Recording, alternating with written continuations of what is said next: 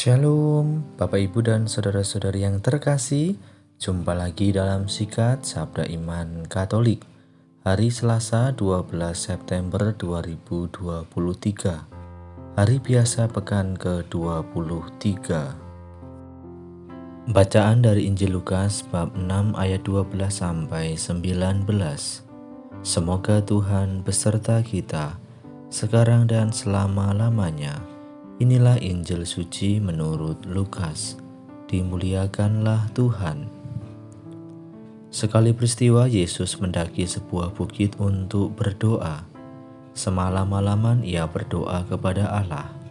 Keesokan harinya ketika hari siang, ia memanggil murid-muridnya dan memilih dari antara mereka 12 orang yang disebutnya rasul.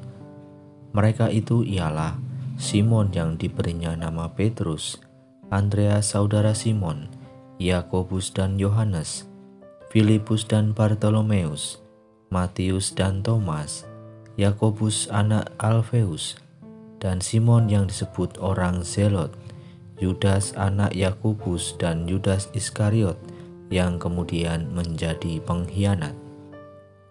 Lalu Yesus turun bersama mereka dan berhenti pada suatu tempat yang datar.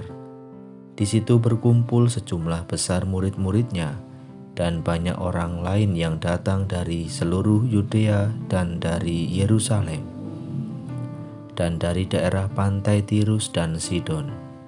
Mereka datang untuk mendengarkan Dia dan untuk disembuhkan dari penyakit mereka.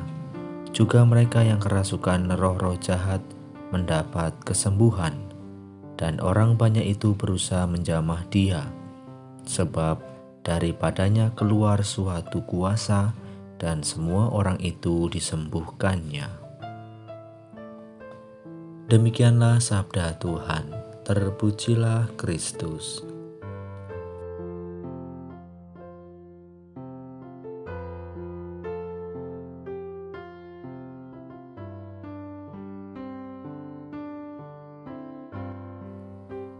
Bapak, Ibu, dan Saudara-saudari yang terkasih, para pendengar setia Sabda Iman Katolik dimanapun Anda berada, selamat pagi dan berkah dalam.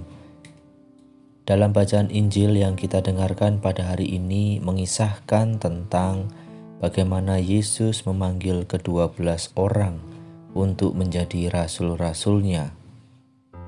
Dikatakan dalam Injil bahwa sebelum memilih ke-12 rasul tersebut, Yesus menyepi ke bukit dan berdoa semalam-malaman. Peristiwa tersebut sebenarnya mengajarkan kepada kita akan pentingnya hidup doa.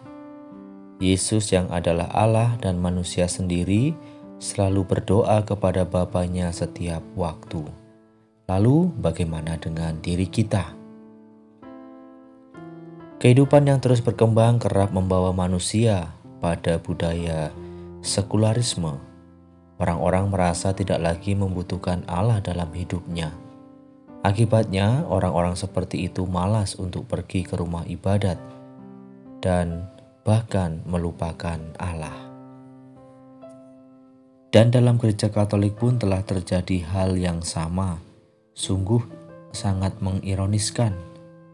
Gereja-gereja yang ada di Eropa dan di Amerika sekarang ini ditutup karena tidak ada umat yang hadir dan menggunakan gereja untuk beribadat. Kita sendiri pun terkadang sudah mulai meninggalkan Allah dengan hal-hal yang kita lakukan, seperti malas pergi ke gereja, malas untuk berdoa di lingkungan, dan malas untuk berdoa bersama keluarga maupun doa secara pribadi. Seharusnya hal ini menjadi perhatian bagi kita. Sebagai umat beriman, kita harus sadar bahwa hanya Tuhanlah andalan hidup kita. Relasi yang dekat antara kita dengan Tuhan harus selalu kita jalin. Doalah menjadi sarana untuk mencapai semua itu.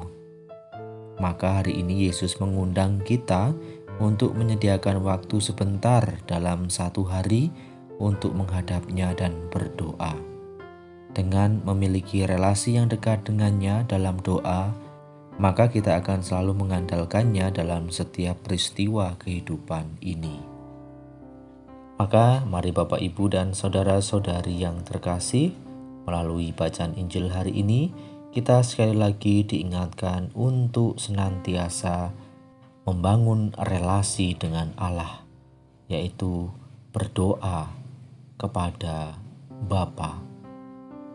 Yesus senantiasa berdoa kepada Bapa, kita pun diajak untuk menyatukan diri dengan Bapa di surga dengan berdoa. Kemuliaan kepada Bapa dan Putra dan Roh Kudus, seperti pada permulaan, sekarang, selalu, dan sepanjang segala abad. Amin.